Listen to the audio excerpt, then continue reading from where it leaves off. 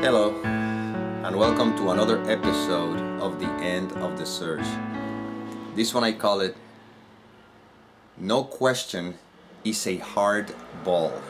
It's actually a comment somebody made, which I did answer in the comment, but I'll elaborate a bit here. And the person says, here's another hard ball, another hard question. Who wrote the script that is written? And what I offered was, it is not a hard ball at all. It is just another question that arises from nowhere to distract from truth. The you who asked the question is what needs to be questioned, not the question itself, which is just another thought. This reminds me of the following from A Course in Miracles, when people ask about the seeming separation, and the Course states, the ego will demand many answers that this Course does not give. It does not recognize as questions the mere form of a question to which an answer is impossible. The ego may ask, how did the impossible occur? To what did the impossible happen? And may ask this in many forms, yet there is no answer, only an experience. Seek only this and do not let theology delay you. Then I continue. Therefore, stick to what is obvious and accessible, the experience, which is the peace that is experienced when there is no identification with the content of the mind. See where the words are pointing to, not to what the mind continues to throw to distract. And I close with another quote from the Course that says, remember, within the world the answers merely raise another question, though they leave the first unanswered. What we're pointing to is the demise of the sense of identity, which is the only obstacle. Right now, the fact is that you are. That cannot be negated.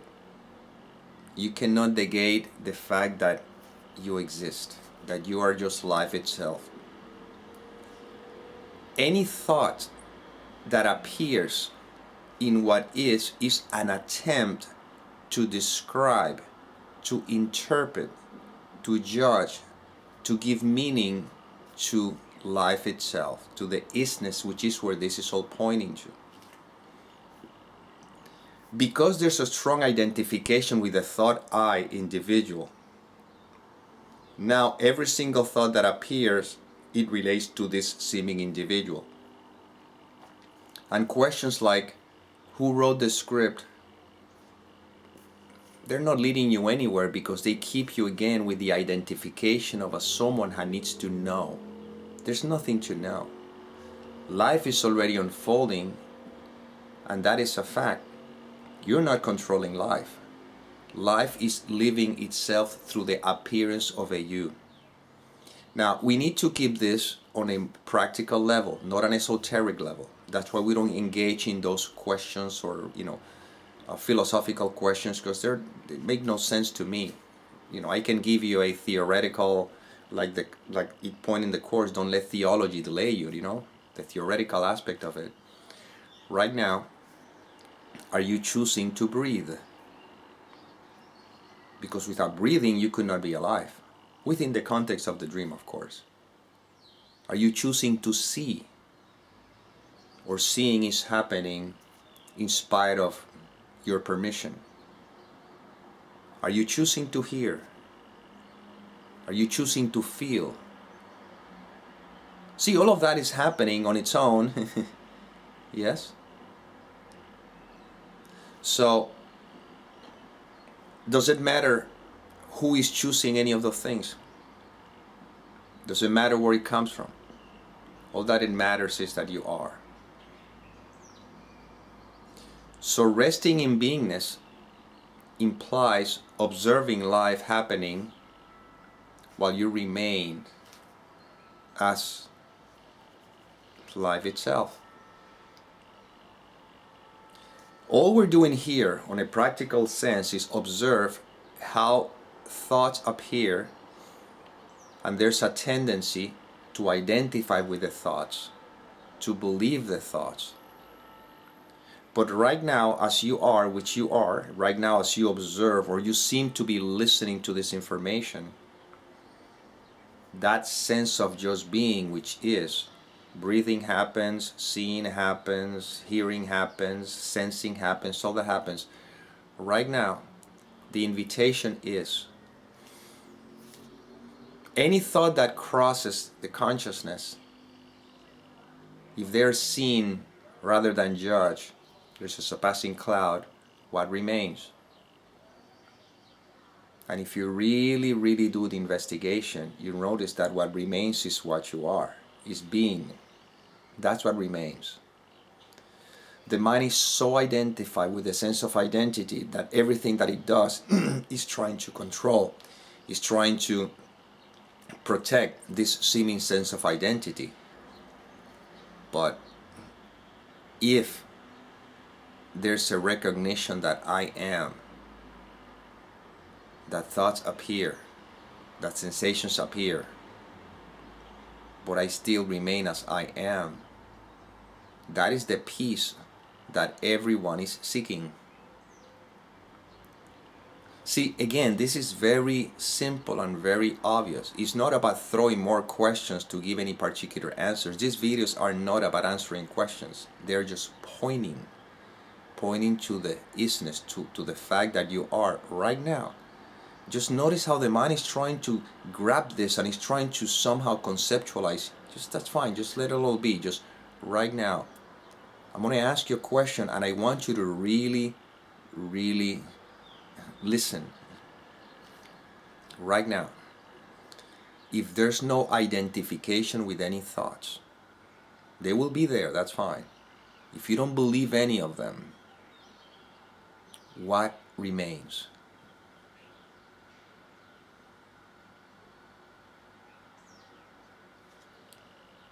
What remains? If you answer, if you conceptualize it, if you give me any kind of explanation, you're back again with the mind. You see, I am pointing to what remains.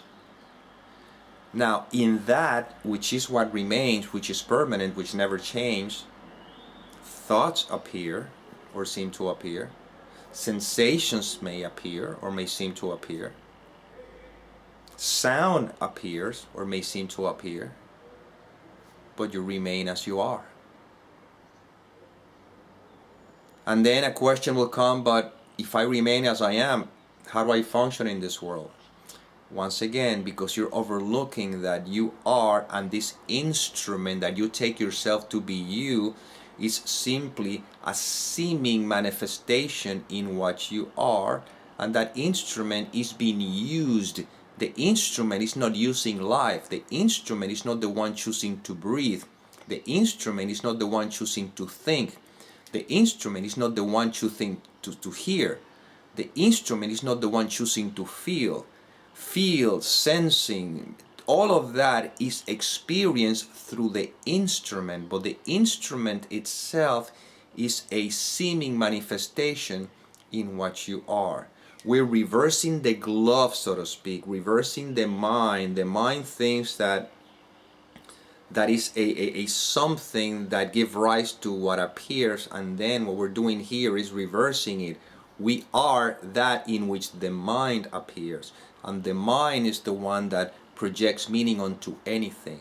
We're not pretending the mind is not there, we're just seeing it as just such. It's just simply thoughts, a cluster of thoughts, sensations, feelings. But what I am is in which all of that seem to appear and disappear. And when that is clearly seen, then you see that life is living you, meaning that you will do whatever you're supposed to do according to what life has, according to not even anything, it's just what happens. Did I choose to be born? Did I choose to be a male? Did I choose to be born in a particular environment? Now the mind can come up with all kinds of possibilities. Yeah, before you were born you had a contract or whatever, but these are thoughts. I'm not here to try to debate any of those things. I'm simply saying that let's stick to what is real, and what is real is your direct experience right now. Everything is thought, speculation. Some believe in certain philosophies, some believe in all kinds of things, but in the end, all of these are thoughts, aren't they? Even if I tell you about the beginning of human or black holes or whatever, whether it's a spiritual explanation or a scientific explanation, the fact is that these are thoughts, and all that is true, what is real is the direct experience. This is what is real. Not real in the real sense, meaning capital R. No, because reality in a sense is the being as such we are. It's like when you're dreaming and when you're sleeping and you're dreaming. In the dream, you cannot talk about reality because reality is actually the mind that is dreaming the dream. However, within the dream appears to be real. So here what we do is that we differentiate reality versus illusion. But within the context of the dream, reality is the experience that seems to be taking place. This is our reality. We cannot negate that. What is illusory is the interpretation we make of that reality. See? So going back to pointing to what you are, that is basically the essence, is beingness. Any interpretation that you superimpose upon that is what is illusory.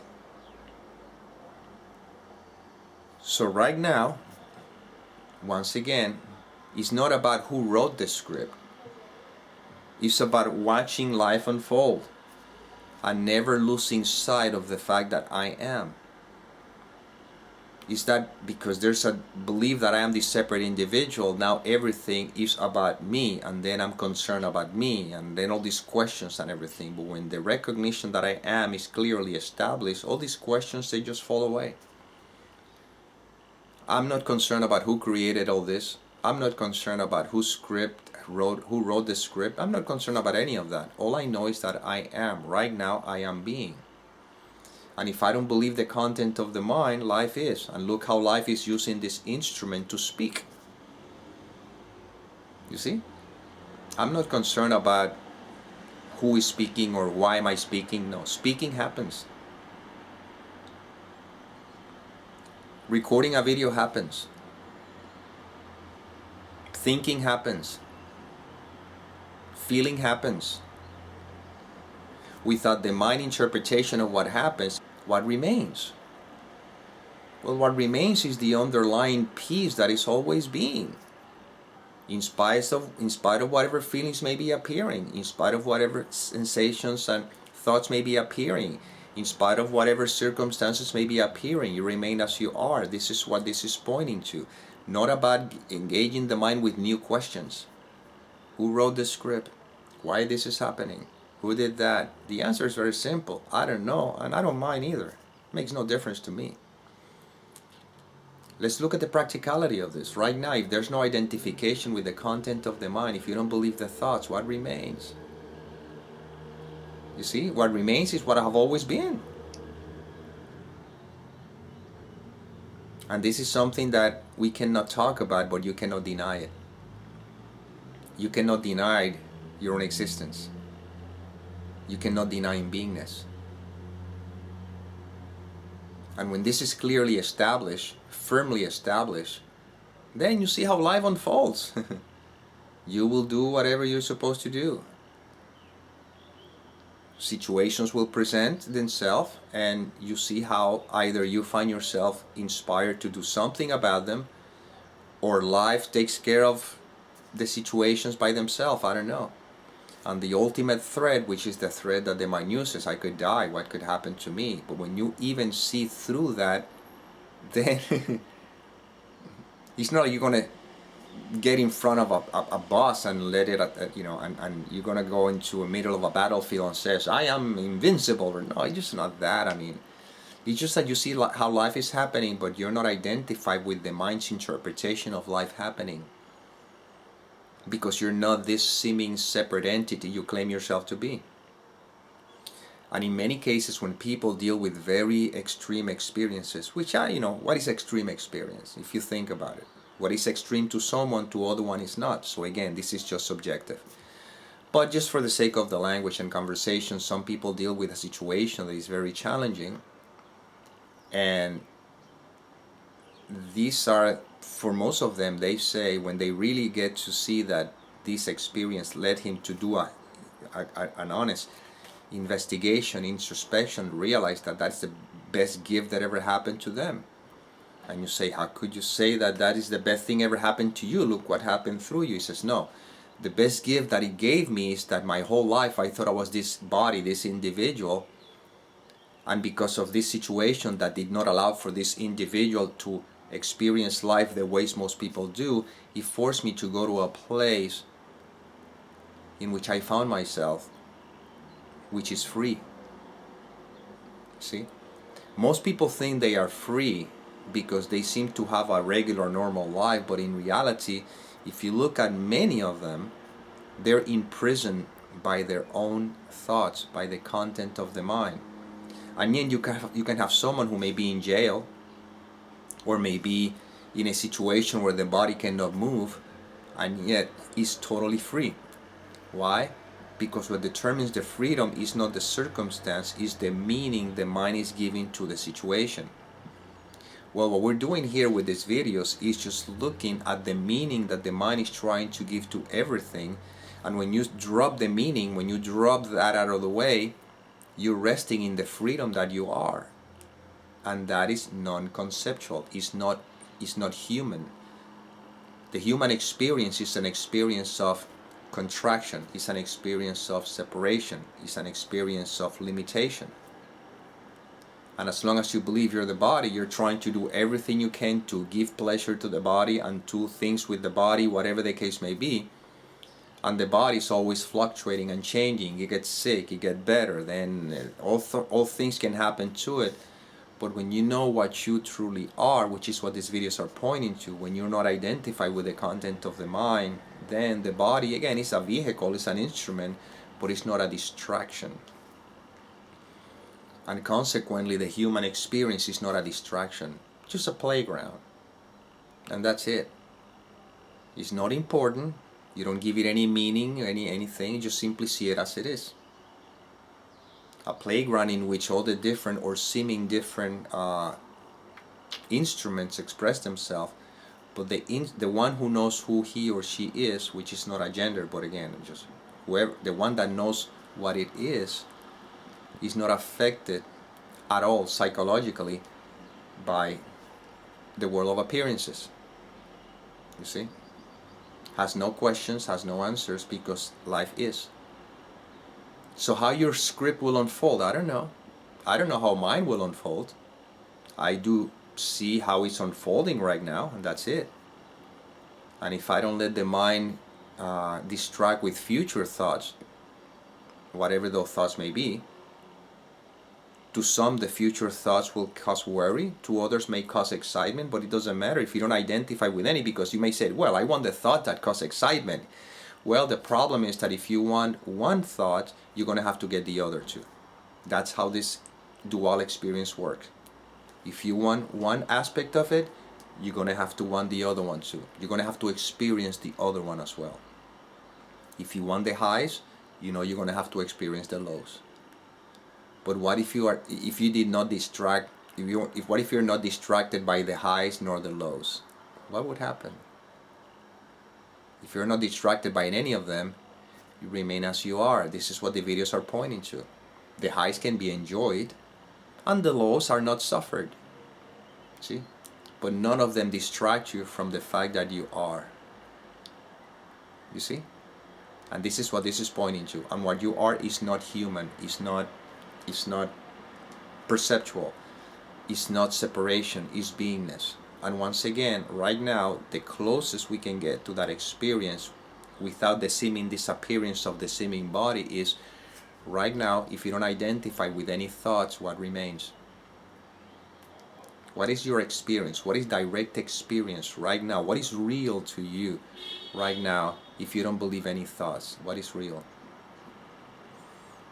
Life, existence, beingness. That's what's real. Don't color it with any interpretations, and the real is not overshadowed by illusions. Yeah, experiences happen, appearances happen, but you remain as you are right now. Are you not being? Do you have to think about it? Let me see if I'm being.